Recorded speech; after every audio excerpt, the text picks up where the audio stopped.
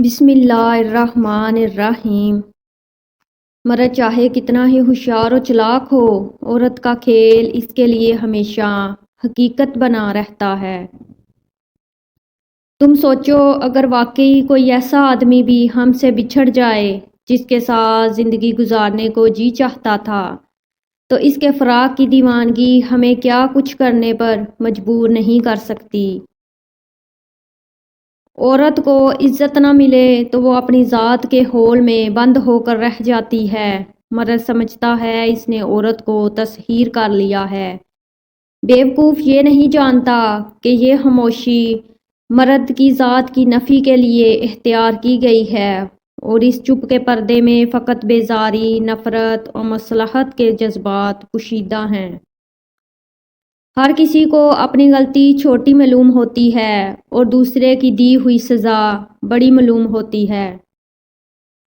محبت میں سب طاقتیں موجود ہوتی ہیں، بس ایک بولنے کی طاقت نہیں ہوتی۔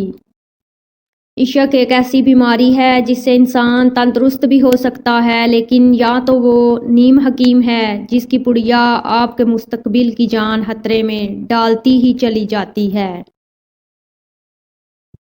گزرے ہوئے لمحے تن پر پہنے ہوئے کپڑوں کی طرح نہیں ہوتے، یہ جسم پر تل بن جاتے ہیں، زبان سے کچھ نہیں کہتے، بس چپ چاپ پڑے رہتے ہیں۔ ہم ایک ایسے معاشرے میں رہتے ہیں جہاں مرد ایک غسل کرنے سے پاک ہو جاتا ہے، جبکہ عورت اپنی پاکیزگی ثابت کرنے کے لیے پوری زندگی لٹا دیتی ہے۔ مرد کا گناہ وقت کے تالاب میں کنکر کی طرح ڈوب جاتا ہے، جبکہ عورت کا گناہ ساری عمر کنول کے پھول کی مانند سطح آب پر تیرتا رہتا ہے۔ بس یہی حقیقت ہے۔ خوشیاں خوبصورت جسموں کے لیے ہوتی ہیں، جبکہ غم خوبصورت روحوں کے لیے۔ بندے کو جب ضرورت ان پڑتی ہے تو وہ اللہ سے بھی سودے بازی کرنے لگتا ہے۔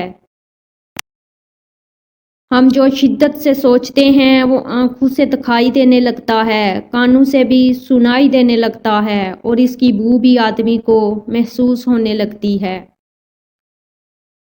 کبھی کسی کے سامنے اپنی صفائی پیش نہ کریں، کیونکہ جسے آپ پر یقین ہے اسے اس کی ضرورت نہیں، اور جسے آپ پر یقین نہیں وہ مانے گا نہیں۔